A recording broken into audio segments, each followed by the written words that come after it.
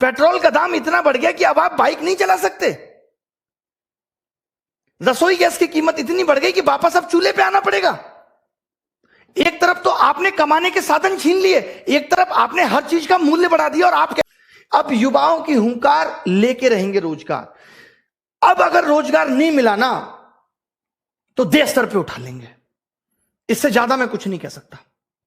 हमारी मांगे क्या है?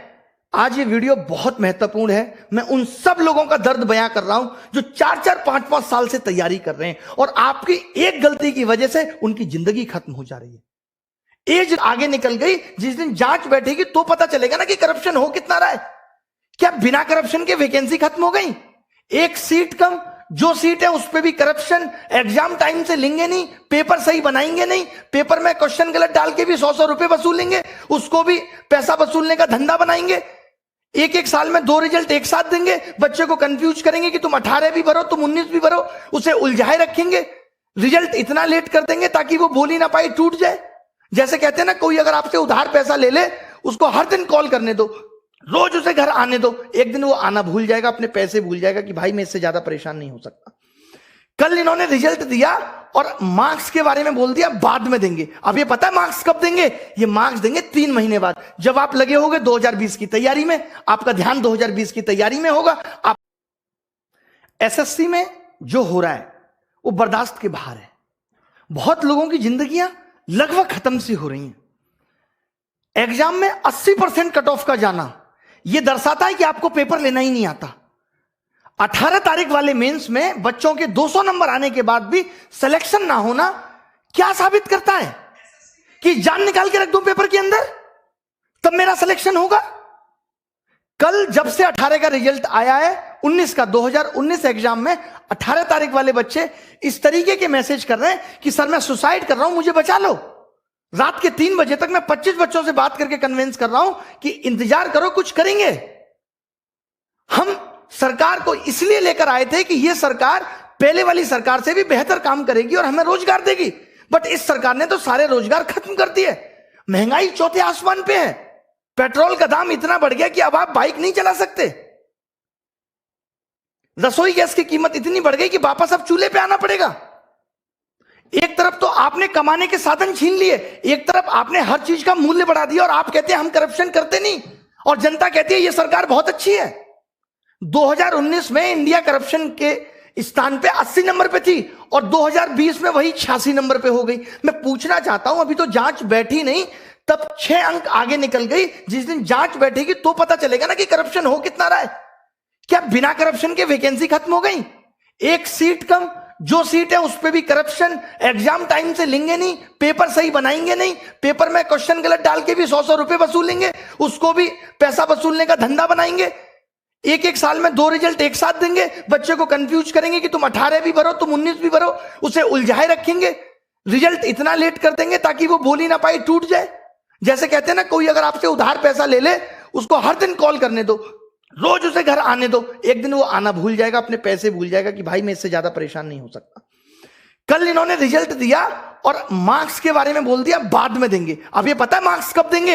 ये मार्क्स देंगे 3 महीने बाद, जब आप लगे होगे 2020 की तैयारी में। आपका ध्यान 2020 की तैयारी में होगा। आप कुछ कह नहीं पाओगे। अरे कब तक सहेंगे हम? अब युवाओं की हुंकार लेके रहेंगे रोजगार। अब अगर रोजगार नहीं मिला ना तो देश स्तर पे उठा लेंगे। इससे ज्यादा मैं कुछ नहीं कह सकता। हमारी मांगे क्या है?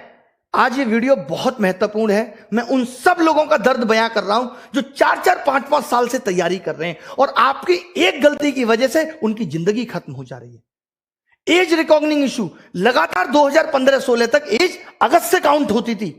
अभी कोरोना काल था, आपको छूट दे सकते थे, लेकिन आपने फिर से 1 जनवरी से एज काउंट कर दी। नहीं होने देंगे, आपको अगस्त से वापस काउंट करनी पड़ेगी। एक छोटी सी गलती, अभी जो लोग नए जुड़ेंगे, जिनको पता नहीं है एसएससी के बारे में, मैं उन लोगों को बता दूं कि ये एक मेंस के पेपर को 3 दिन में लेते हैं। 15, 16, 18। 15-16 का पेपर ये नॉर्मल बनाते हैं, 18 का पेपर ये इतना हलवा बना देते हैं जिसमें बच्चों के 200-200 नंबर आते हैं, 190, 195। अब जब ये नॉर्मलाइजेशन करते हैं तो वो सारे बच्चे बाहर हो गए। अब आप एक बात बताइए, जिस बच्चे का नॉलेज बहुत अच्छा था, जो खुद से 200 नंबर ला सकता था, जो बच्चा खुद से 200 नंबर ला सकता था वो अपना पेपर 1.25 घंटे में करके बैठ गया, तो आपने उसका स्किल कहां टेस्ट किया? वो तो पौना घंटा उसका बर्बाद हो गया पेपर के अंदर। और अब आप कह रहे हो कि आपके जो 200 नंबर थे वो उन बच्चों के मुकाबले कम है और उनको आपने 160 पे ला दिया और उन किसी बच्चों का सिलेक्शन नहीं हुआ। ये कहां की इंसानियत है? अब आपको 2019 का 18 वाला मेंस दोबारा कराना होगा। लड़ाई उस मेंस को दोबारा कराने की है। जब आप 20 लाख बच्चों का प्री 20 दिन में करा सकते हो, तो आप 1.5 लाख बच्चों का मेंस एक दिन में क्यों नहीं करा सकते? क्या आपके पास इतने रिसोर्सेज भी नहीं रहे अब कि आप पेपर का लेवल एक जैसा रख सको? मतलब आपने एग्जाम का मजाक बना दिया है, क्योंकि आपको करप्शन करना है। और करप्शन को दबाना कैसे है? यह सबसे अच्छा तरीका है, क्योंकि जब बच्चा पेपर दे के आता है तो उछलता है हवा में 190 का कराया, 3 महीने बाद रिजल्ट देते हो, उसका सारा हौसला टूट चुका होता है। 190 नंबर का 200 नंबर का 200 में करने के बाद भी अगर सिलेक्शन नहीं हो रहा तो इसके लिए कौन जिम्मेदार है?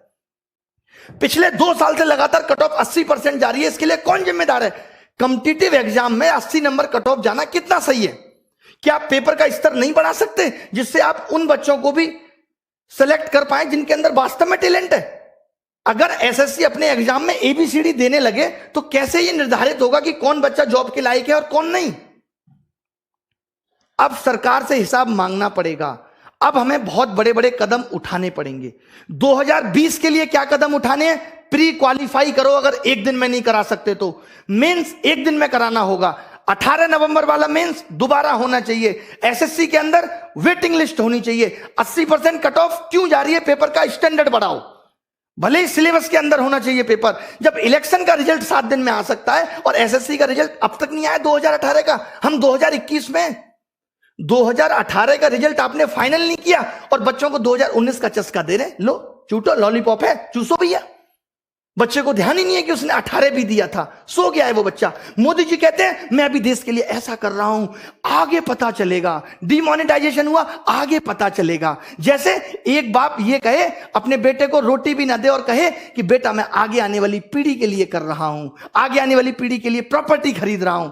आगे आने वाली पीढ़ी तो जब आएगी जब ये बेटा जिंदा रहेगा।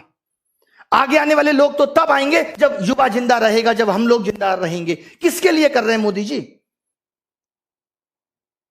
अब मैंने ये डिसाइड किया है कि 5 दिन के अंदर हम ये हैशटैग चलाएंगे, मोदी_रोजगार_2।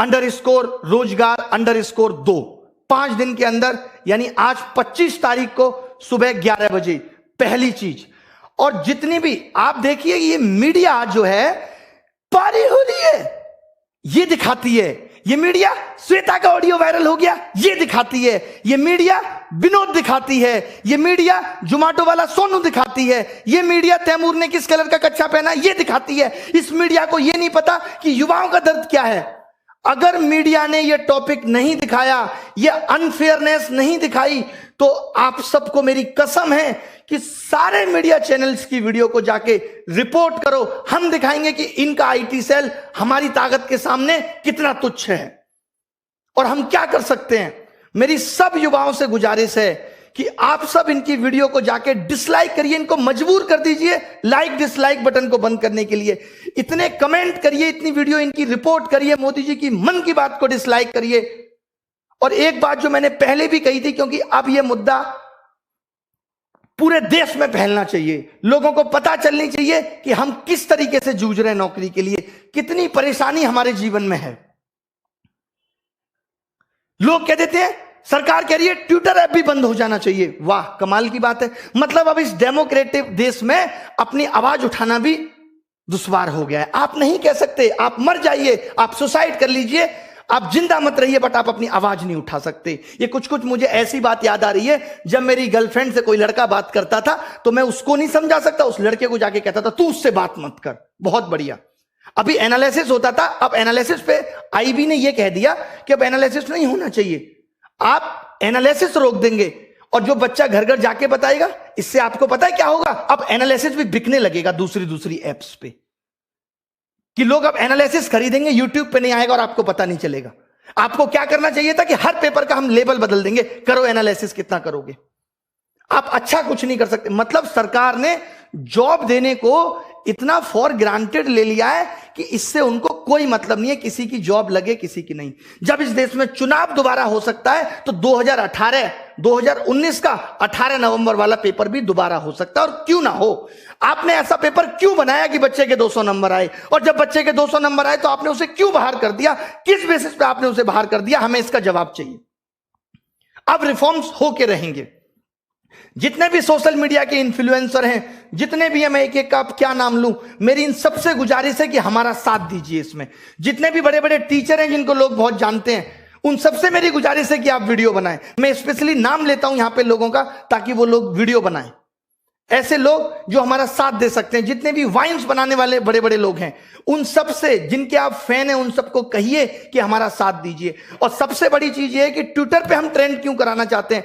ट्रेंड तो ट्विटर पे एक दिन में खत्म हो जाएगा, कोई निष्कर्ष बहुत बड़ा नहीं निकलेगा। हम ये चाहते हैं कि इतनी ये बात फैल जाए, हम इतने इनके वीडियो डिसलाइक कर दें, इतनी बुरी तरीके से हम मीडिया चैनल को बॉयकॉट कर दें, इतनी बुरी तरीके से हम इनकी मन की बात को बॉयकॉट कर दें कि ये मजबूर हो जाएं कि हमसे बात करें। और जब ये बात करेंगे तो हम ये अपने 5 मुद्दे बताएंगे। बहुत बड़े मुद्दे नहीं है ये, बहुत बड़े मुद्दे नहीं है कि वेटिंग लिस्ट हो, as recognising issue sort out हो, 18 नवंबर मेंस फिर से हो, और 2020 में मेंस एक दिन में हो, और प्री क्वालिफाई करो। अगर आप एक दिन में नहीं ले सकते, क्योंकि हमें अब आपके नॉर्मलाइजेशन के तरीके पे बिल्कुल भरोसा नहीं है, कोई ट्रांसपेरेंसी नहीं है उसके अंदर। क्यों नहीं दिया आपने मार्क्स? 5 दिन के अंदर आपको मार्क्स देने होंगे। मैं एसएससी से ये गुजारिश करता हूं कि आपको 5 दिन के अंदर मार्क्स देने होंगे। मार्क्स तो आपके पास है ना? कितना टाइम लगता है अपलोड करने में? स्पीड नहीं आ रही, जियो की सिम भिजवा दें? बताइए कि आप मार्क्स नहीं देंगे, क्योंकि आपको पता है आप मार्क्स उस वक्त देंगे जब बच्चा 2020 में बिजी होगा, चाहकर भी कुछ नहीं कर पाएगा। उसको लगेगा यार अब 2020 ना हाथ से निकल जाए।